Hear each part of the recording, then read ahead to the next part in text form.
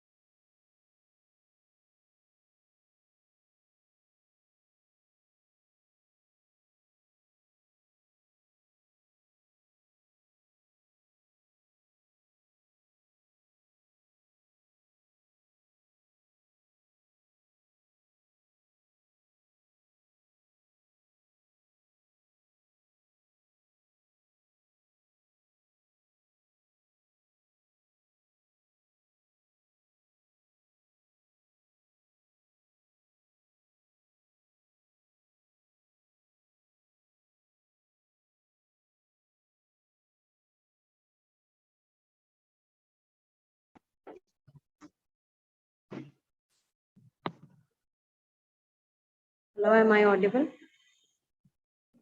Yes, please continue. Okay, just a minute.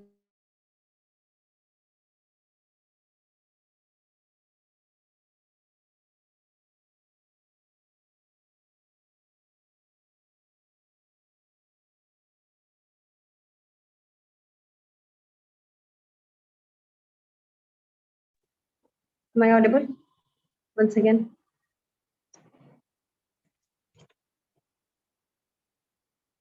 Okay.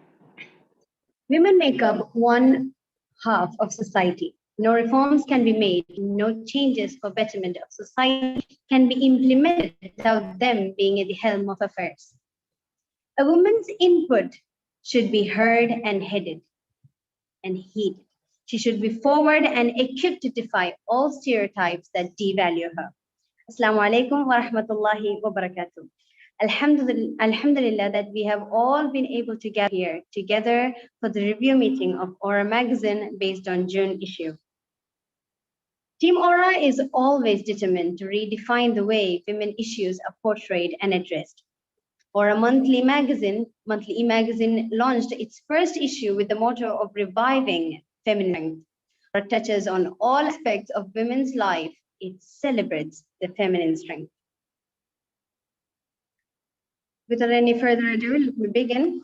Aura recently completed its journey of 2 years with the grace of Allah. And only in His remembrance can we begin this auspicious ceremony. And for that, let me welcome Ms. Huda Abdul Ghafoor for the tilawat of Quran followed by translation. Ms. Huda, please.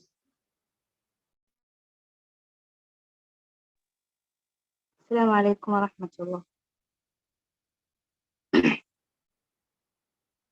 أعوذ بالله من الشيطان الرجيم. بسم الله الرحمن الرحيم. الله نور السماوات والأرض. مثل نوره كمشكاة فيها مصباح. المصباح في زجاجة. الزجاجة كأنها كوكب دري يوقد من شجرة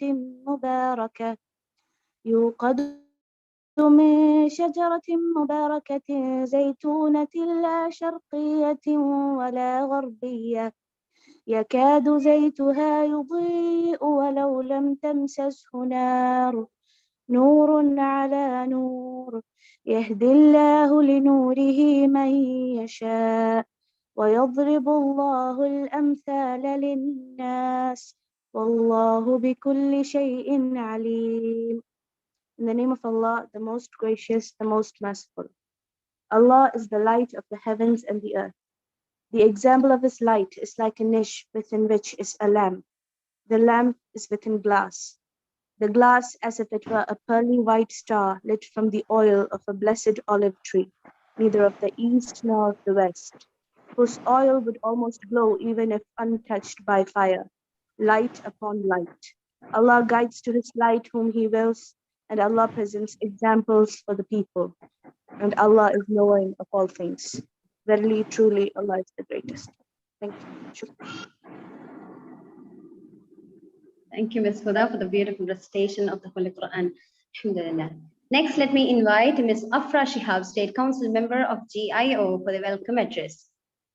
Ms. Afra, please.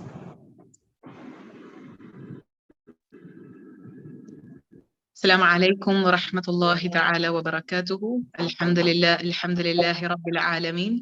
الصلاة والسلام على رسوله الأمين وعلى آله وصحبه أجمعين.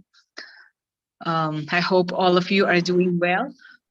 Today, I'm really glad that we are present here together at Aura Readers Club review meeting based on the month of June.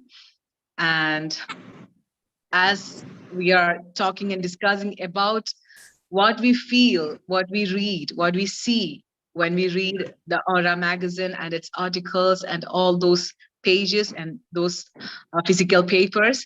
As we all know that Aura is a monthly women's magazine, but with a difference, which also have a vision to expand the boundaries of how women's issues are limited to certain acceptable topics.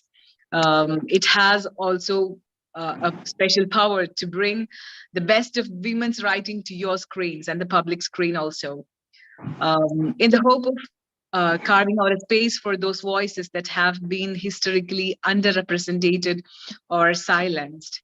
I'm not lengthening and prolonging my talk or words about the Aura magazine. We all know that today we have a lot of honorable guests who will be talking about and talking about their views around the Aura magazine. So before we kickstart today's program, I, Afra Shihab, on behalf of GIO Kerala, would like to welcome each and every one of you to the special event, and also especially the honorable guests who are presented here. First of all, Simi K. Salim, PhD scholar at Indian Institute of Technology, Madras, and Sister Shakira Abdul Qadir, who is an ESL coach and motivational speaker, who also works as a lecturer at Al Jami Al Islamia Shantapuram, and Sister Dilana. Excuse me, am I audible? Yes, continue, please. Yeah, okay, thank you.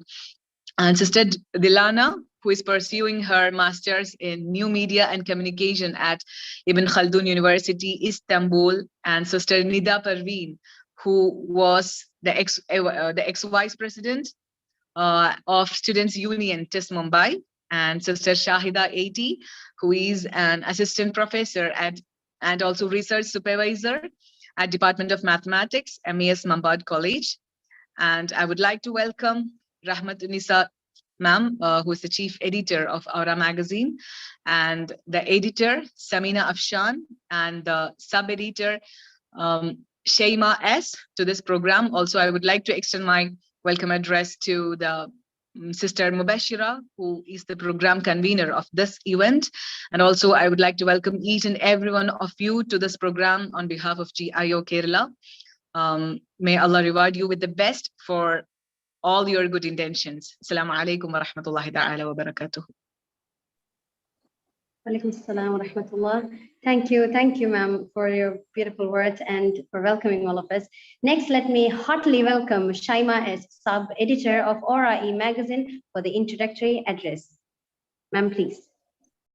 Assalamu alaikum and greetings to everybody on behalf of Team Aura, on behalf of the entire Aura family.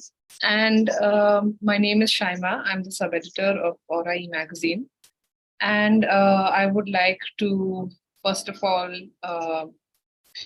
thank the organizers of today's Readers Club program for putting this together. So Aura Readers Club, so first a very brief introduction, a very brief intro or reminder about Aura itself. Aura is a monthly digital women's magazine, an e-magazine publishing in English, as well as whatever can be or is translated into English across genres, whether it is literary work, academic work, poetry, writing exclusively for children, some multimedia forays as well. And also apart from the variety in genre, we also have deliberately kept the content or what is deemed as women's issues traditionally in a women's magazine in a much more broad way. So whether it is the question of politics, the question of religious debates, the question of education or environment or gender debates, things like that, health, safety, family, all these things we consider at Aura to be pivotal to what we think should a women's magazine should look like. So that is a little bit about Aura. And Aura Readers Club programs, which have been held for quite some time now, more than a year. And we took a couple of months of break, and this is the first program to be held in a couple of months or 3 months or so. Essentially, create a feedback mechanism where we get some expert readers and commentators, thinkers, academics, journalists, young students, or people who have particular expertise in the fields in which we write. For example, medicine or psychology or teaching. And so we get them to review one article or certain amount of articles and the overall issue as well. And we put together a program in different states, different regions, where Aura can also benefit from the feedback mechanism, the critique, the comments that come in, as well as our readers and the authors as well. The authors of the articles and questions can also benefit from the critique and feedback. So that is the thought process behind Aura Readers Club programs. And so I hope that without taking too much more of your time, I hope that today will be a fruitful program. And it's it's a unique program, I think, because most of the commentators are young academics and researchers. So it will surely bring a particular unique perspective to Aura. And I would like to thank you once again on behalf of Aura. And I hope that today's program will be successful and fruitful. Some of our authors have also joined, as I can see, and the rest would be following on YouTube. So thank you so much to the anchor, and that's it from me.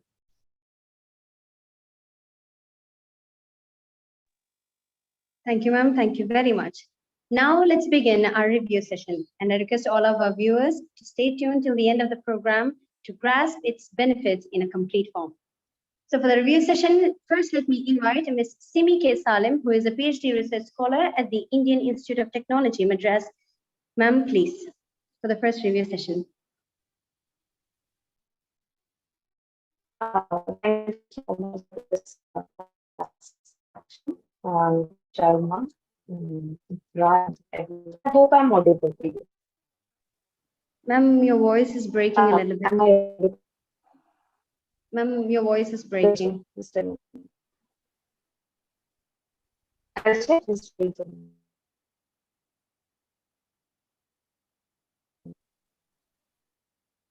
Now? No, ma'am, the voice is not clear yet. Would you try again?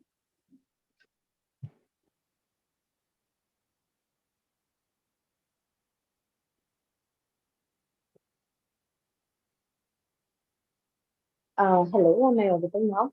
Yes, now you're clear, ma'am. Go ahead. Thank you. Okay, I have just switched off the video. In case there is any trouble, please let me know. Right. So thank you for this fantastic opportunity that has given present review of this particular edition of the Aura magazine. So one thing I noticed about the magazine is the rich texture of data and the rich texture of topics that you carry throughout the magazine. It's beginning with gender, medicine, politics. So I think Shaima has also told about this, the wide tapestry of data yet that he brings in. So this is very unlikely of, when you compare it to other women's magazine of the time. Especially when you compare it to, so we are from Kerala, so when you trace the history, like magazine history of Kerala for the past 50 years, As Shaima has told before, there is a certain, a categorization of data. Like these are the things that women can speak, or these are the things that women cannot speak. So I think Aura is able to overcome these kind of binaries which come in the way of women's magazine as such. And another thing which I've noticed is the entire vision that has gone behind this working of the magazine. That is, it is very technologically advanced. The way the template of the paper is organized, or the alignment of the photographs, everything seems very fantastic.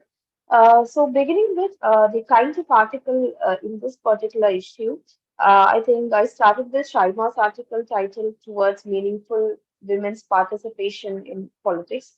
So I was reminded of an article which came out in 1938, which was written by a Muslim women reformer named N. Halima Bibi from Kerala.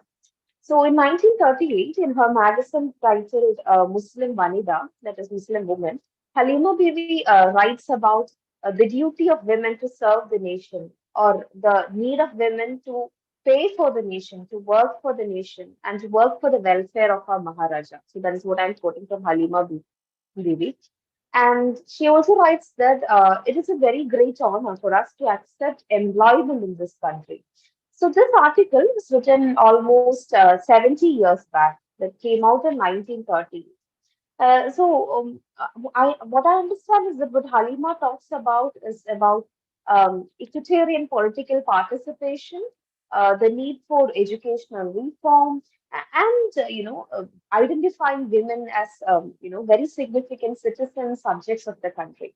So I think from 1938 we have passed over 7 to 8 decades, and all these topics which Halima brings about are still relevant. So when I came reading Shaima's article, she talks that out of 2,000 people, 2,000 candidates in the Karnataka post, there were only 185 women candidates.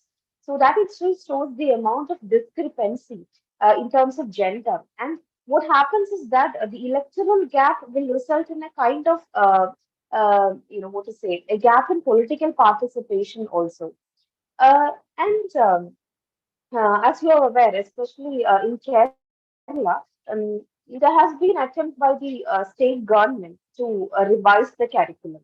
Especially, there is a uh, uh, uh, there has been an approval given by the government to revise the curriculum of school-going students, especially in relating to gender, in matters relating to gender and gender spectrum. So basically, the education minister, the higher education minister of Kerala, N. Bindu, has declared that we will be teaching gender neutrality from schools. Like rather than identifying as male and female, children will be introduced to a wide spectrum of gender ideas, including gender neutrality, or the para ideas relating to gender, that is para girl and para boy. So one thing I noticed in this particular edition of Aura is how it addresses contemporary issues. For instance, it brings in a review of Dr. Deborah Zoe's essay titled as "The End of Gender."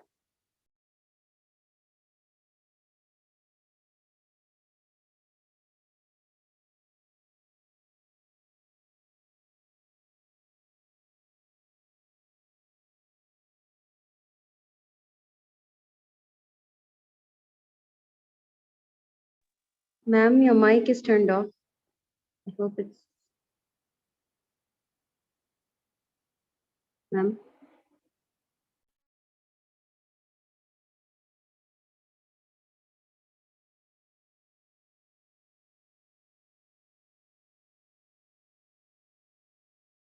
I'm so sorry, am I audible? Yes, ma'am. Now you're audible. You can continue. Okay, what I was telling is that this particular book review, which came out in this particular edition, titled as "The End of Gender." So I think this particular work is very relevant in contemporary times, especially there is a lot of gender confusion among youth. And there is also and it is also an ideology of this state government to introduce a gender neutrality to school textbooks. So so Deborah identifies herself as a neuroscientist who is specialized in gender, sex and sex orientation. And I think the way she starts her work is also significant. For instance, she brings in a critique of the first generation feminist writers, including Simone de Beauvoir, and even the recent works on gender performativity of Judith Butler. And it was Butler who talked a lot about the performative aspect of gender, where the gender is something to be performed. So rather than the very fixated category of male and female, Butler talked about the performativity or the spectrality of gender. So, and this particular book review by Umu Renis is able to bring about a lot of very significant data. For instance, she talks about the higher suicide rates and higher rates of depression among the people who have chosen to move beyond the binary divisions of gender. And this particular data is something that no one actually talks about. And there has also been a tendency to limit, limit discussions surrounding gender by the activists themselves, and the research itself has been curtailed a lot. And another thing is that 62% of people who has gender dysphoria, it is found out that they have other kind of psychiatric conditions also. And Umuramis has pointed out the use of puberty blockers among children, and how there is a kind of glamorization of gender differences, and how there has been the introduction of unisex toilets has resulted in a kind of an increase in sexual assaults in countries such as UK and Canada. So I think this particular book review is also very much relevant in the context of Kerala as well as in India, especially I think another sociologist I have to mention in in this context. Sociologist Sarah R. Faris has written extensively about it. She talks about the idea of homo nationalism. That is how the right wing appropriates the vocabulary of lesbian and gay rights and use it as a template against Islam, and how right wing activists have effectively framed that Islam is antithetical to the rights of the sexual minorities. So I think this particular book review is very pertinent in that particular context.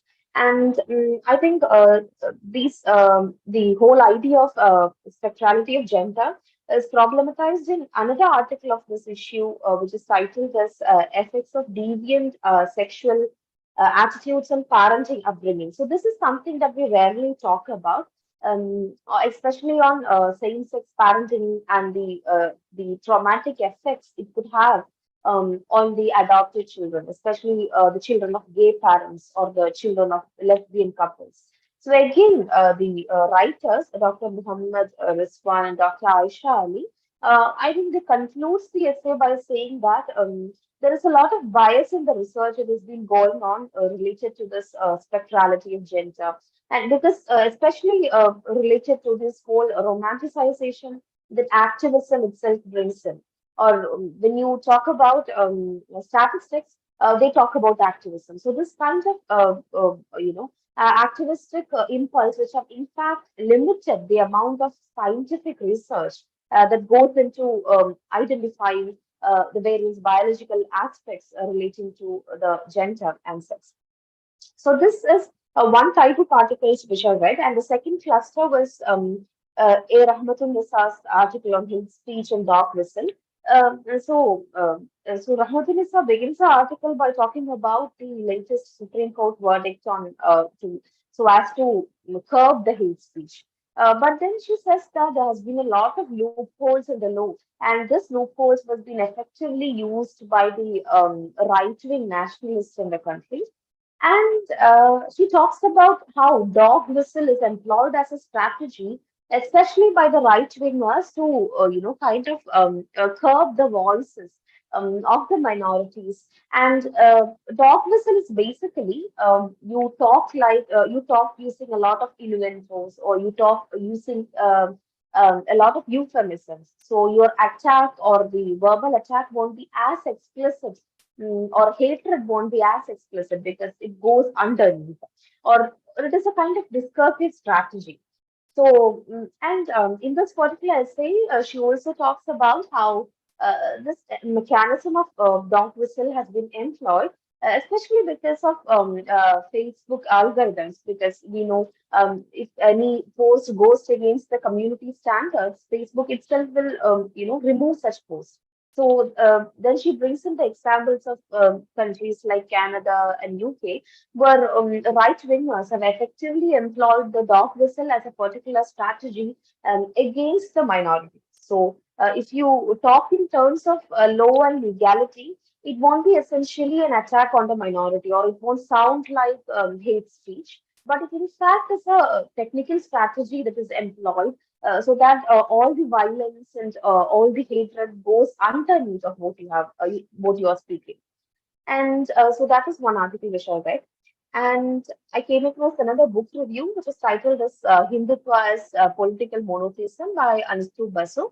I think one thing I noticed about the book review was that the title of the book is very significant, and I went across a couple of articles on the same. But with regard to the book review, what I felt was that you could have improved in terms of the content, because it was very small, and it was very brief, and it was not that deep. So, and it was also only a couple of paragraphs. So that is what I noticed in the book review.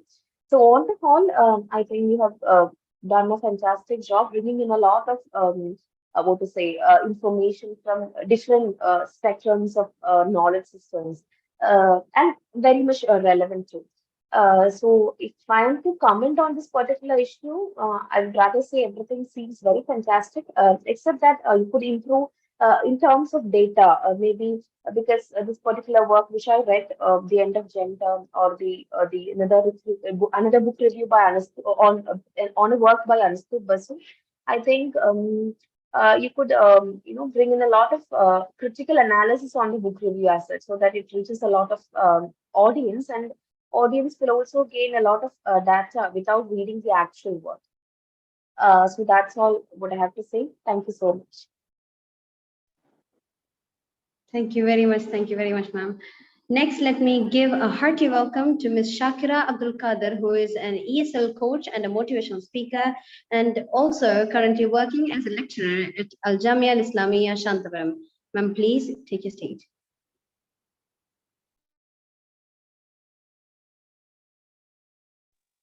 Thank you so much. Am I audible? Yes, ma'am. First of all, thank you so much for inviting me to this platform. It's been really a wonderful me to come and meet such a vibrant team of Aura members here. And a warm good evening to all the people watching me right now. So it's my pleasure, my immense pleasure indeed, to come and talk some of my ideas into this platform. I'm really happy and glad about it. Coming to this Aura magazine, when one of the founders of the Aura magazine sent me the link of the magazine, I was really wonderstruck that even women have got a place to write, and that to an extraordinary space like an Aura magazine is really amazing. And I really appreciate and congratulate to all those wonderful women behind the writing, the Aura magazine. So while I was reading the pages, I found one article which was really interesting and which struck my attention, and that was Towards Meaningful Women's Participation in the World of Politics, written by Shyama S. And maybe because I was into politics a couple of years before, I found this interesting. And I thought I could talk about the article and talk about my views on it. So when I went through the lines of the magazine, I felt it really catchy and attractive. And she has rightly pointed out all the happenings in the political system and how women face politics and what are the issues of women in politics and what are the turbulences women face in the politics. Everything has been deeply portrayed in the in the text, in the article. And fortunately, there have been a lot of data about the representation of women in Indian politics and representation of women in general in the politics as well. So when we speak about women and politics, we know that one of the biggest issues women face around the world, even if it is in the smallest Kerala or in the biggest US or wherever it is, the biggest issue any women face in the world, even if it is in politics, even if it is in any other place, any other working place, social place, wherever it is the gender bias. So as Shyama has rightly pointed, gender bias is one of the biggest concerns every woman do face, even in the 21st century. And that has been very truly said in the article. And the male domination, we cannot neglect the male domination. When we talk about male domination, we even understand that the language has been constructed by males. Everything has been constructed by males. That is why women, I most of the time found or feel that women are underrepresented in the language, and not only in the language, everywhere women is underrepresented. So why not in politics? And what I found much interesting when I read this article is that women, even if they are in the politics, they are not the takers of the reins. There might be some physical presence of a male member of the family who actually controls the women from behind. I've got this experience, a first-hand experience, because the recent Panchayat member from our Panchayat is actually a female, and she is there at home very safe and secure, and all the works, even though our Panchayat member is a female, all the works done are done by her husband and her father-in-law. So then there is a question, why is she being elected is a question. If she isn't given the right to assimilate things or right to do the things of her own, then why is a position of women in politics being given is a question I found it. And Shyama has rightly pointed out this concern of there. And when we talk about women in politics, we find that in this entire world, women are underrepresented in politics. When we take the ratio of women in politics and across the world, we can see that under less than, or I mean to say that less than 30% of the women are only represented in the politics. And these people, I mean these women, 30% of the women are also underrepresented because they are not given the proper position, proper exposure like the male members of the political system. They are always underrepresented. But we have to understand that women play a significant role when they are dealing with the politics. They can actually contribute to the country's democratic process and governance. But where is she given a chance, or even if she's given a chance, is it given in the rightful way is a question. We can see that the number of women in politics have increased recent years. It's not like the it's not like the earlier ages that women are less represented. Now women are coming into the forefront very slowly, gradually they're coming up. We have to admit the fact that women are coming up, but the question is, are they really represented in the society in the rightful way is a question. And gender disparities has been a biggest concern women face. It is not a thing to neglect that there were so many strong women in politics like Indira Gandhi, who was the Prime Minister, and Sonia Gandhi right now. She's also in the Indian politics. She is one of the strong pillars of Indian National Congress. And we can also see that there are some governors and some chief ministers who are ruling some of the positions in politics in India. But still, when we take their numbers, it's very limited. Most of the women who are in the politics are underrepresented is what I have personally felt, and I agree to Shyama's point of view. And inequality, apart from the gender bias, inequality is also a kind of a thing, the ratio and the kind of treatment other members of the society give to women are also a concern. And women, they face barriers entering the politics, including social and cultural norms.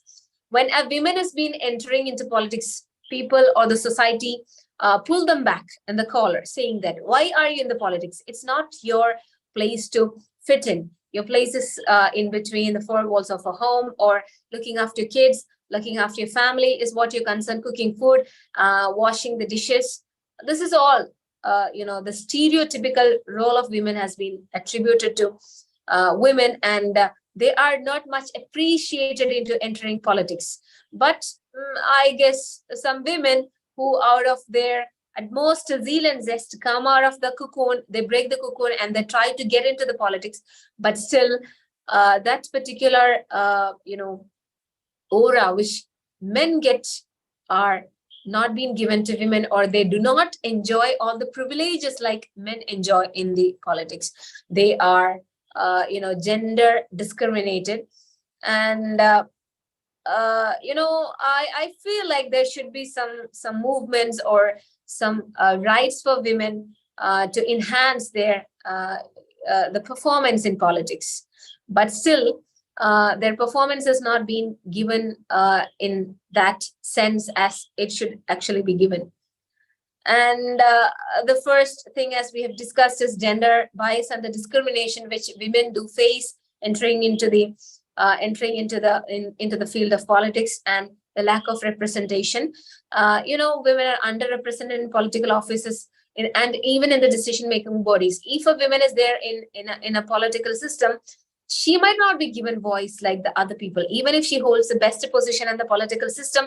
Hierarchically, she might be the topmost. She might be the topmost position, but always the decision makers will be from the patriarchal society. So that's our biggest concern. And why is such a thing still being appreciated is a question.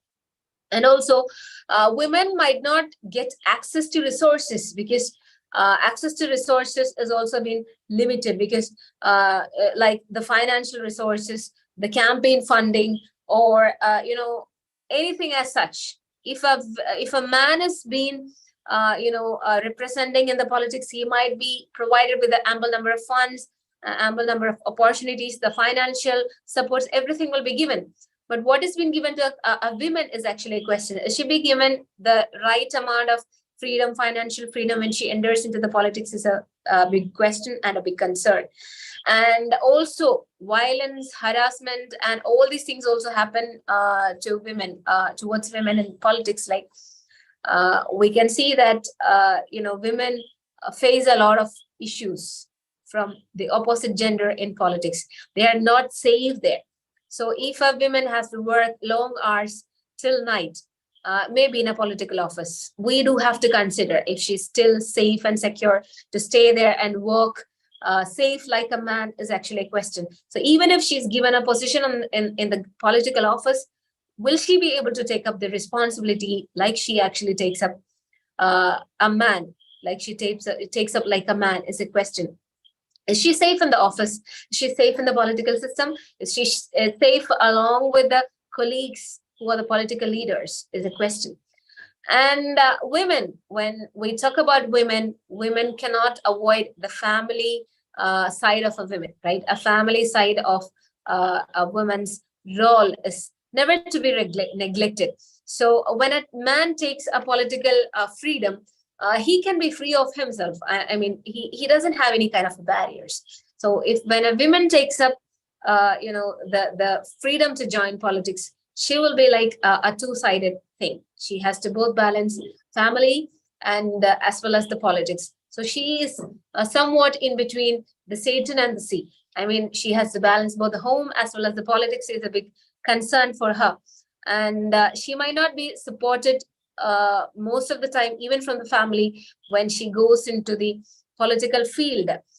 Many people still are unaware of these things, women entering into politics, the role they can actually make, the reformation they can actually make is still being questioned, and people are unaware of it. So I guess, or I really hope there should be a campaign, a reformation of women entering into politics and speaking about their own rights, speaking for, usually we hear women talking for themselves. I feel that women have still not come up or still not come out of their concern talking about women. I think they should speak about women, their own self, and they should also speak about the society. It's high time that women stop talking about them and come into the forefront and talk about other realms of the society. There are much more beautiful, much more important areas to focus on, even for a woman who takes up into the field of politics. And lack of support and mentorship is another issue. Most of the time, people volunteer men to do works. People help and support or the elder members of the society or the elder members of the political system. They support the upcoming male politicians. But do they also support the upcoming female politician is again a question. Male members, or they are considered to be the pillars. Do we agree or don't we agree is a separate question to be answered. But these people, they support the male comers or the male new politicians. They support, they assist, they mentor them. But when a woman come into the field of politics, is she being given the same mentorship? Is she be given the same support? Is she be given the same guidance is a question. So women overall in politics is a big question of concern. We talk about a lot of things, like we talk about women abortion rights, women, family rights. We talk about a lot of rights. But women and politics is very less spoken about, or even women doesn't know the importance of women entering into the politics. Most of the time, women doesn't even give importance to their voting rights. They just go random. If their husband tells, okay, go and vote for this person, go and vote for that person, women members of the family, they strongly accept that they go and vote for the person whom the male members say them to vote. But they don't realize that they too have a kind of an intellectual to understand what's right and wrong, and what is best for the society, and so on. Women are most of the time not given a freedom to choose. Freedom to choose is always in the hands of man and not in the hands of women. So it's been a biggest concern, and it's been a biggest question.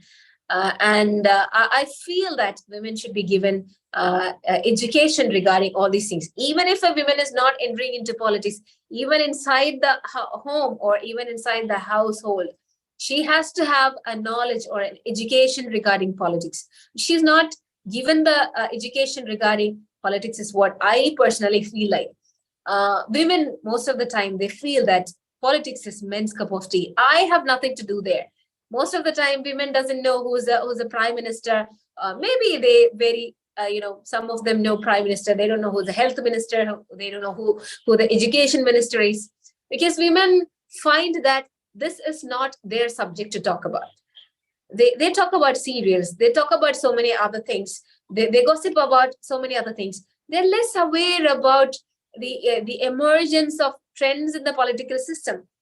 It's high time. It's high time that we realize that women should be educated regarding the political system they live in the country. Politics is something we cannot avoid from our life.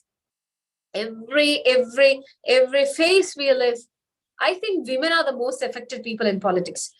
When a new party comes in, if there is a rise in the gas, the stove gas, women are affected.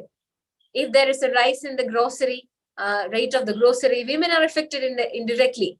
But women are not even aware of the system. They think that, okay, a new price hike has come.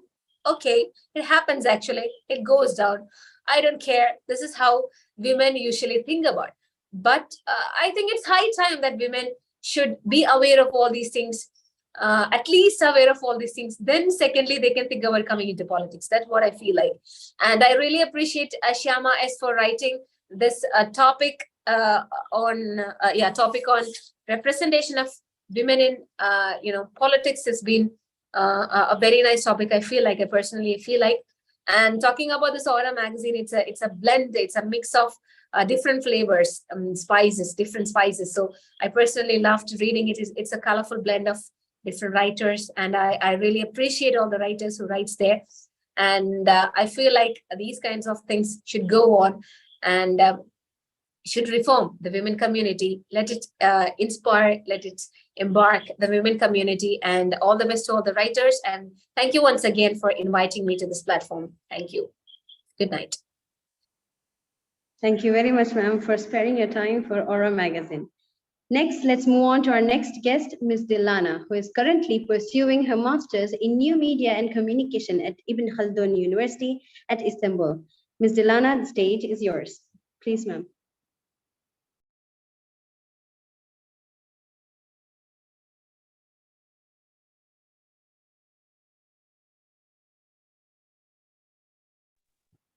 Ma'am, is there any trouble? All right. Okay. I hope I'm audible. Yes, ma'am. Go ahead. Thank you so much. So thank you so much for inviting me. I'll be analyzing magazine's Media Watch section. So before moving to that, I just wanted to mention a few things about the magazine in general. I think the other speakers have already mentioned it, which is about the topics or the issues, the breadth of the topics being covered in the magazine. It was really surprising for me to see the topics being covered, as the team is not limiting the magazine to the supposed or the so-called like the women's the category of women's issues. I'm sure everyone who come across the magazine will for sure realize that it's not a replica of any other magazines, women's magazines out there. And also about the Media Watch section, I was so happy to see a section is there in the magazine called Media Watch. I believe that it helps, or its motive is to help the readers to not to miss the must-know contents and related critical ideas and understandings amongst the millions of informations which we encounter in every minute and hours in our daily life due to the features of the digital era which we are living. So in this month, for this month, I think that two articles are written under this section. One is Hate Speech versus Dog Whistle, written by Rahmatun-Nisa teacher. I think she's the editor of the magazine itself. And also another one is about the propaganda, the controversial movies, the Kashmiri Files and the Kerala Story, titled Cinema from Entertainment to Propaganda. So let me begin with some words of encouragement, or like with the things which I have liked about the articles, especially about the first article. I really like the way it is being written, especially the language. I found it very clear and concise. And also the structure, I found it very logical, incorporating academic references and giving specific examples. And the way the examples are given from the international scenario and then coming to the context, to the India. So the whole composition of the article is, in my opinion, is contributing to illustrate the concepts being discussed in the article, that is a hate speech and dog whistle. And also, I think it really helps every reader to have a comprehensive understanding of the article or the topics being discussed. Now about the second article, which is written by Zainab Ghazali. I found the language being used in the article is kind of very highly, let me say, emotive or emotionally charged. And also it's very much subjective. I mean, when we discuss such controversial topics, especially about such a propaganda movie, we can't write without having a subjective understanding or the ideas, sharing such perspectives. But the thing is, even from the introductory part itself, it begins with a very personal observation, and also the usages of the terms like heartbroken, Yeah, so I felt it like it's very much emotionally charged. So it would be better if we employ much more other phrases and usages which would help to convey a sense of alarm or concern of the situation or the topics which is being discussed, instead of using such highly emotionally like emotive languages, especially in the introductory part of the articles, in my suggestion. And also about the titles and subtitles being used in the articles, I have criticism for both the articles, because especially the second one is divided into different sections instead of giving subtitles. And the first part is first section is discussing some political effects of celebrating such a propaganda movie, and the second section is discussing the psychological and social effects. So in my opinion, I don't know, I feel like this is a pattern which we write the academic or merely the research articles which are merely confined to the research or the academics. So for media, there should be some kind of employing some more engaging aspects in the heading and subheadings to have some enthusiasm among the readers. Altogether, this emotive or emotional language and the like dividing the article into sections, all these things gives an impression that the second article is not clearly delineated, let me say, even though the writer seems to have contributed a lot of things to the content, and also the topic is very much relevant.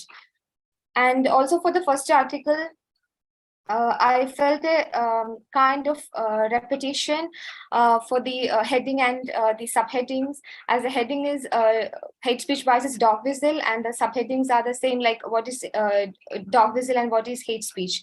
So, and also, I mean, the way the article is divided, or dividing it into different sections, is actually giving an impression that it's just an information piece rather than an elaborated piece of writing. And regarding the conclusive part also, I felt a bit lack of research. The thing is, the things which we discuss under the a section called Media Watch, whatever, like whether it's hate speech or about this controversial movies, I don't think anyone, like any of us, wouldn't be knowing those things. Like it's not that we don't have enough information or enough idea about those aspects or those discussions, unless we keep us deliberately away from the social media platforms. So it would be, instead of just gathering these already existing informations, it would be better if we like incorporate some more critical ideas and aspects in order to meet the function of having a section in the magazine called Media Watch. So I just wanted to suggest that the same importance which the team is giving to filter the topics under the Media Watch section, it would be better if we give the same importance to arrange the content as well. And also, I found a few technical stuff, like some sentence repetitions in the article, I think the first article, yeah. So it would be better if you try to avoid such things in order to keep like the professionalism. And also the other two things which I wanted to mention, one is about the images being used in the article. I know Aura is covering a lot of broad issues, so it would be difficult to give importance to every aspect of the article, but still, especially the images used in these articles. I don't know whether it's same for the other articles as well, but for this section, the images, I felt like it's just a few images which I've taken from the Google. Maybe using some more relevant images of some screenshots of the news articles or some social media discussions or tweets would help to kind of increase the relevancy of the topics being discussed, and it would help the readers to relate to the content more.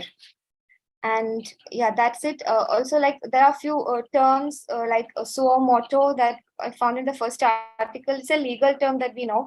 So I'm sure it wouldn't be like unless we are from some legal or academic or media platform like backgrounds, we wouldn't be knowing such terms. So it would be better if we just give some definition of such words in the article in a very few words as an extension of the same sentence or something to avoid losing the continuity for the readers, as we want everyone out there to read the articles being published. That's all. Thank you.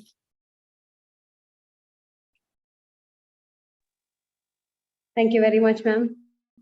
Next, let me invite Ms. Shahida Eti, Assistant Professor and Research Supervisor at the Department of Mathematics in MES Mumbai College. Ma'am, please, the stage is yours.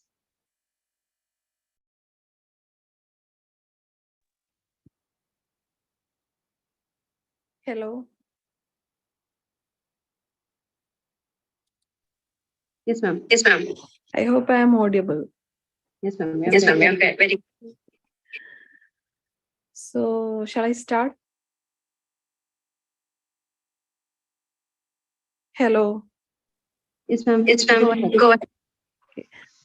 So, the greatest threat to our planet is the belief that someone else will save it. Respected personalities, the entire crew of Aura Women Monthly magazine, and all others, those who are watching this show. Assalamu alaikum and very good evening to you all. First of all, I would like to thank this magazine people. They give me and invite me this chance. Sister Mubashira, she invited me for this show. At the first time, I refused to come. And I told her I am busy with a number of things. But she's compelling me more and more. Then I just read the things she shared to me. Then really, I am really surprised. Because this magazine is running very beautiful way and including a number of things and very surprising things I found here. Because all the articles are entirely different and very good. So today, here I would like to review the article entitled Environment, Tiles of Change, Empowering Actions Through Climate Changing Stories. This is an article written by Dr. S. Naheed. So the title itself gives a message, how should we go forward with the plan of protecting our environment? Nowadays, we are all hearing the sensational terms such as biodiversity, biosphere, ecosystem, environment, flora and fauna, climate change, natural calamities such as flood, soil erosion, landsliding, etc. These are all interconnected. Most of us getting the chance to know our environment, importance of protecting our environment and cause of environmental degradation. But the thing is that it is not interesting in common. Most of the human being, the real stakeholders of this environment is keeping the chance to get the awareness classes. So in this article, author shed the light of an interesting way to educating or giving awareness to people by storytelling methods. He says the language and narratives we use to discuss climate change, whether as advocates, scientists, or any everyday individuals, have a significant impact on how others perceive and comprehend the issue as well as the potential solutions available. How this article is important is that there are a number of courses provided some universities in our world related to environment. We all know that in June 5th, we are all celebrating the Environmental Day. But the thing is that every schools and colleges giving some saplings to the students for planting. Do you think all the plants are protected very well? If it's so, then what happened? Our Kerala become a forest. But it is not happening nowadays because this is the lack of awareness regarding to environmental protection that is due to the main cause of climate change. So what are the main cause of climate change? Human activities are the major cause of climate change and environmental degradation because most of the activities of human do harm the environment in some way. So this article shed a light how we can educate people about the need of environmental protection by storytelling method. And the key aim of the environmental protection is to prevent the degradation of the natural environment, which is affected by increasing population, technology, and overconsumption, all of which have created a negative impact on the environment and continue to put human and animal at risk. So the author describes that storytelling has emerged as a formidable tool capable of shedding light on the pressing issues at hand. Why this article is relevant in the current scenario is that the science behind climate change is very complex, but the right messages can engage the audience. Our responsibility lies in gaining the trust to the audience. So we are all know the chicken price is increasing day by day. So do you believe this is the due to the climate change? Yes, I'm sure, because the main ingredient in chicken feed is soya bean, and due to the climate change, the production of soya bean is not plenty as much we needed. So what happened? The chicken weight is decreasing day by day, and we cannot get a sufficient amount of chicken for our consumption. So what happened? The chicken price is increasing day by day. So in our day-to-day life, everything is related to some climate change, environmental aspects, and we are all want to know about our environment. So the author giving a new way or new method of giving awareness to the people how to know or how to protect our environment from the degradation, and how to we study about the climate changes. We are all know nowadays this is the June going we are going through the June, and we are expecting the raining season before a couple of 2 weeks. Then what happened here? We are all going through a different climate. So the surroundings or conditions in which a person, animal, or a plant live or operate, that we called the environment. And that is the environment that include all the nature, ecosystem, and biosphere. Everything belongs to the environment. And also each and everything in environment have their own duties that will regulate the system. For example, if we consider the forest and trees that filter the air and absorb harmful gases, and plants purify the water, reduce the chance of flood, and maintain natural balance, and many other things. So the environment gives us a countless benefits that we can't repay in our entire life. The environment keep a close check on the environment and its functioning. It regulates the vital system that are essential for the ecosystem. And also it maintains the culture and quality of the life on the earth. But due to the bad and selfish activities of the human being, our environment is getting affected. It is the most important topic, and everyone must know how to protect our environment to keep it safe forever, as well as ensure the natural balance on this planet to continue the existence of life. So the earth is our living world. Save it from being overheated. We are all know that climate change is due to the main overheating the atmosphere. That is due to the carbon emission that is happening very high nowadays. So in 1915s, the statistics says that 1 million metric ton of plastics was produced, but the day by day that's increasing the amount of plastic production. In 2018, it became 359 million metric ton. So these are also another reason for why this environmental degradation is happening nowadays. Now we are all know that in India, the plastic bottles are replaced. In many countries, plastic bottles are recycling, and India is the 4th place of recycling the plastic bottles. Around 80% of plastic bottles are recycling in India. And but the Norway is the 1st place to recycle plastic bottles. Around 97% of the plastic bottles are recycling in that country. In Kerala, we feel the issue regarding to Kerala has 2 rainy seasons. Just I mentioned that now we are all expecting for a rainy season, but what is happening is that nowadays we are going heating days. So we feel the climate change is in the worst form. Our mind is whispering and haunting the threat of flood or scarcity. But the thing is that even if we are the stakeholders of universe, not realize the real situation we are going through. So introducing harmful material to the environment and become the environment pollutant, the man is the main major part of it.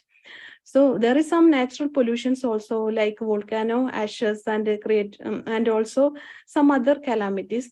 But the thing is that we want to reduce all the things. We want to educate our people by giving proper direction.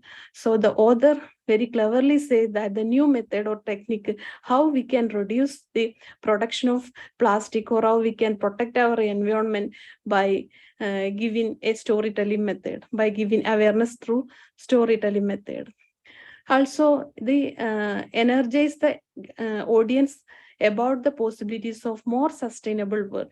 He also claimed that climate change mitigation will create numerous opportunities like including green jobs, cleaner air, renewable energy, food security, livable cities, and improved health.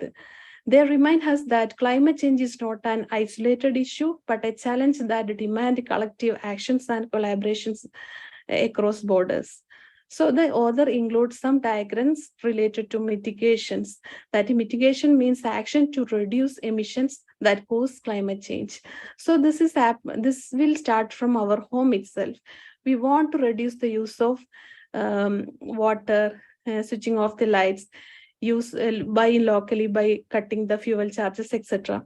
So the story selling a tool for Kerbal stirring hearts, changing minds, and mobilizing all communities.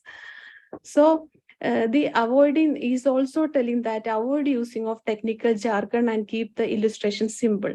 So the stakeholders of environment, especially human beings, should know about the need of protecting our environment. Often it is effective while we using the pictorial representation rather than technical terms to give awareness to the people about the people to know about the importance of the environmental protection by avoiding technical pictures in the posters, and we need to safeguard our environment. So the author concluding is topic by saying that we need to safeguard what we have. That is, we want to minimize our impact on the environment, and we also want to take energy efficient measures. That is like switching off light, reducing the use of water, buying locally to cut the fuel costs, eco-friendly constructions, planting trees, etc. So while going through this article, I just want to recommend something that you want to add. It is better if we added some more reference for related to topic, because this is a relevant topic we want to discuss nowadays. And also it is very helpful if you include more examples and related some pictorial representation. It is very easy to understand the people. So thank you so much for this opportunity. Let me conclude my words by saying that one of the first condition of happiness is that the link between men and nature shall not be broken. Thank you. Good night, all. Thank you, ma'am. Jazakallah khair for those great words. We were to have Miss Nida Parveen as a part of this meeting as well, but unfortunately, as she's traveling, she's not able to join with us in this meeting. So next, let me invite our chief editor of Aura magazine, Ms. Rahmatulnisa ma'am, to speak a few words. Please, ma'am. Assalamu alaikum wa rahmatullahi wa barakatuh. Bismillahir Rahmanir Rahim. Alhamdulillahi Rabbil Alameen. Assalatu wassalamu ala Rasulil Ameen wa ala alihi wa sahbihi ajma'in amma ba'd. First of all, I would like to appreciate team of this club who organized this program today, especially the convener Mubashra and today's anchor, the host Azza. You managed it so well, and it was really a very useful evening. Listening to all of you, we at the editorial desk, we have two pleasures. One is when the magazine comes out, it's like, the newborn baby coming out, we get that pleasure. And after that, usually when we organize, because as Shaima has already said, we have been conducting this readers club from different states. for almost, and after that we gave a break because of our print issue was coming out, and then we thought after a break we will again start this Readers Club program. So these Readers Club programs, you know, they are another way of pleasure, because the articles which we read, which we edit, which we read 2 or 3 times, and it is like, you know, during the review programs, it's like they are coming alive in front of us. There is the articles are given flesh and bones, and they talk. So, and then the reviewers usually, they enrich the articles by adding to it more points, and that also is a very good thing. As has been told, and we are starting a new journey. And this time, we at Aura thought that it should be done by the youth, especially young ladies, students. And that is why this responsibility is given to the youth today, young ladies, and mostly we get academicians, scholars who work in different fields, professional ladies, or those who are doing post-graduation or PhD, such kind of readers, so that it will again add more value to the magazine. We at Aura, we believe that, you know, 100% perfection, we all know that, we all admit that, and we need to admit that it is humanly impossible, and we have our limitations. 100% perfection is only with our Creator, the Almighty, but our attempt should always be for excellence, and as you all know, excellence is a journey. So I also would like to appreciate all the speakers who joined us today. You did a wonderful job, all of you. You reviewed the articles really very well. I felt like you haven't read just once. You must have gone through the articles twice or thrice. That's what we felt. And all the good words that you all spoke regarding the magazine and the articles. Thank you so much for that, because I believe that that will encourage our writers, especially when we talk about our writers. We need to say that, you know, there is a story of some people, they were constructing a bridge between 2 villages. There was a river, and they were constructing a bridge so that the people can easily cross the river and have some interaction and have some trade and all that. So somebody was observing the way these people were working. And after observing for a while, that man, the person who was observing, asked the contractor, why are you giving this guy, pointing at one young person, young boy, he asked, are you giving him double the wage that you are giving to the others? Because this guy, I have noticed that he has been working, you know, very diligently, carrying more load than the others. When the others are carrying 1 brick, he is carrying 2. And when the others went for taking rest in between for tea or food and etc., he is not taking that much time for all that, always working, always on his toes. So are you giving him double the wage? Then the supervisor said, the contractor said, no, the others are all working for the wage, but this guy who is working harder than the others, working smarter than the others, he is working because he has taken it as a mission for him. And he's working because he doesn't want any worldly reward for that. He wants to get the reward from the Almighty.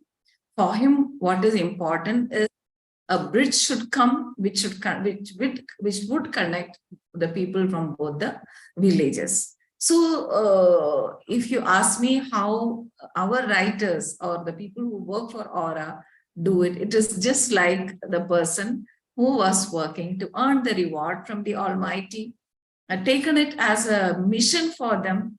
And as you all have observed, as you all have pointed out, Aura, it's not like just one more magazine. We found a vacuum and we started it with a very thoughtful process. It was after studying and analyzing for almost 1 year, we started this magazine. So it has a mission to fulfill. And in this mission, I feel that you all are also part of it now. I think in future also you'll be closely watching and closely observing, closely reading the pages of Aura and give your feedback. Criticize mercilessly, I would say mercilessly. So you appreciated, that must have motivated or, made our writers feel happy about it. And also the criticisms, suggestions, feedback that you have given and additions that you have spoken about, that would definitely enrich the future writings of all of us. So that way also you have supported the magazine very well through your effort and the time that you have given. The success of this magazine is because of the teamwork, team effort, and it is not just the editorial board, the team of editorial board, our writers, our reviewers, our criticizers, everything put together enriches the magazine one after the other, and we are feeling that it is becoming better, and that is the feedback that we are getting, and we are happy about it. And another speciality of this magazine is its inclusiveness. Aura tries to include, bring out, motivate, persuade, encourage, and even support and guide more and more women and female girl writers. And most of our articles, many of our writers, they started writing for Aura for the first time in their life, and they have become very good writers now. And Aura also conducted a workshop for writers across the country. We selected 36 writers and we gave a workshop for them in Delhi. And this process will continue in future also. We will be giving a workshop so that we can get more and more female writers. See, one first-hand experience sharing is always different from what others talk about us. We need to talk about us as a woman, as an downtrodden or hailing from in the so-called backward society or whatever it is. So we give voice to the voiceless. That is our motto of voice to the voiceless. We cannot say voice to the oppressed voices. That is the motto of Aura. The Aura pages should be given for those who want to raise their voice, express their views, share their experience. So inclusiveness means including more women, but at the same time, men writers are not a taboo. We include male writers also. They also write for Aura. And another thing is, as you all know, it's an open fact and well-known fact, and that it is being prepared and made by Muslim women. But at the same time, it is not only for the Muslim women. It is for everyone. We make it a point that the pages of Aura, the articles should be useful for everyone across sections, across communities. Everyone should be able to take advantage or benefit from Aura e-magazine. And not only in the contents, we try to include more writers from different communities also, even though I should admit that the percentage is very less, but we have to increase it. In that also, I need your support. We need to include more and more writers from different communities, different sections, and let everyone share their what they want to talk about or what they want to share through the pages of Aura. So for this, we have to take the word or share the magazine to more people so that They will evaluate the magazine, they will go through the magazine and feel themselves comfortable in sharing their opinions. Another thing is, I would, on this occasion, I don't want to delay too much on this occasion. I just would like to request you once again that keep supporting Aura. As I told you, it's a great mission that we have taken up. And it's not that we, the editorial board, the team of Aura, we are capable or 100% perfect in doing that. But we have our trust in people like you who will be supporting and who will be able to contribute to make the pages better and better, and to make the issues better and better. So continue giving your suggestions, feedback, and please don't wait for programs like this. You can always send to editor@auramag.com, or if you want my personal mobile number, WhatsApp number also, you can send Shaima's number. You can send our editor Saiba Semina. She is now in Kuwait, and that is why she is not addressing. Otherwise, she would have also addressed you. Anyway, you can send to any of our WhatsApp number also. Anytime you feel free to contact us. Also, listening to all of you, I feel that most of you are good writers also, or you can be good writers. So try writing, not only for Aura, for other magazines also, or other publications also you can. So what I would like to say is, we have a very big dream. The dream is big. It's not with a very limited or limiting belief or dream that we have started Aura. Our dream is very big, and but we have miles to go to achieve that dream. And in that, I think together we can make it, and we will be making it. Let me conclude by again repeating the words. One quotation that our last speaker, Shahida,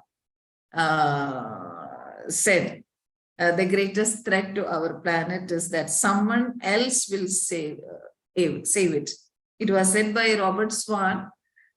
He is an environmental activist, the first man to walk to both the North and South poles. Anyway, it is not only to the planet. The greatest threat or the greatest problem with us women is that we think that somebody else will come and save us. Unless and until we take the initiative to save ourselves, unless and until we talk to the public, we talk to the people, we write, we speak, and unless and until we are at the table, it is said that you will probably be in the menu. So we need to try, we need to work to make our lives better. So even regarding the women's participation in politics, with regards to Shaima's article, I think our reviewer has clearly mentioned that how women can become better participants in politics. In every field, no field is limited for women. And nowadays, in this modern era of technology and all these communication or transportation facilities, it is very easy if we try. It is possible, but that feeling that it is possible, that should begin from us, from our mind, not from anywhere else. So let's hope that we will all together work for the betterment of our society. And Aura is one platform which you all can, even I'm just requesting, appealing to the public who are listening to our YouTube channel also. Aura is one of the platforms through which, if you feel that we need to bring changes in our society, we need to talk to communicate to the public, we can do it. And we have our YouTube channel. We can make videos and publish also. So if you feel like on this topic, we need to talk and address the public, you can very well utilize the YouTube channel of Aura. You can approach us and share your videos.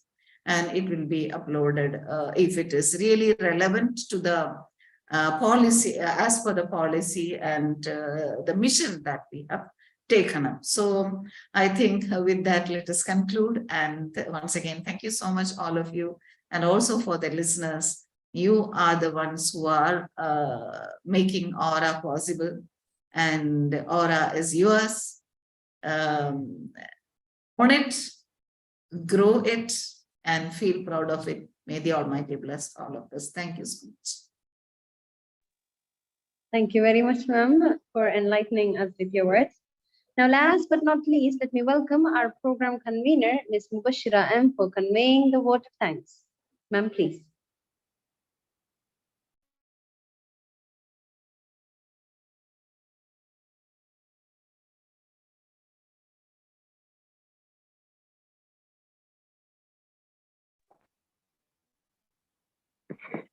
Assalamu alaikum warahmatullah. Sorry, I can't access.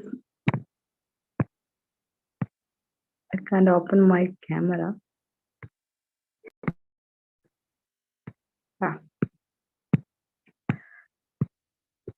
Assalamu alaikum warahmatullahi wabarakatuh.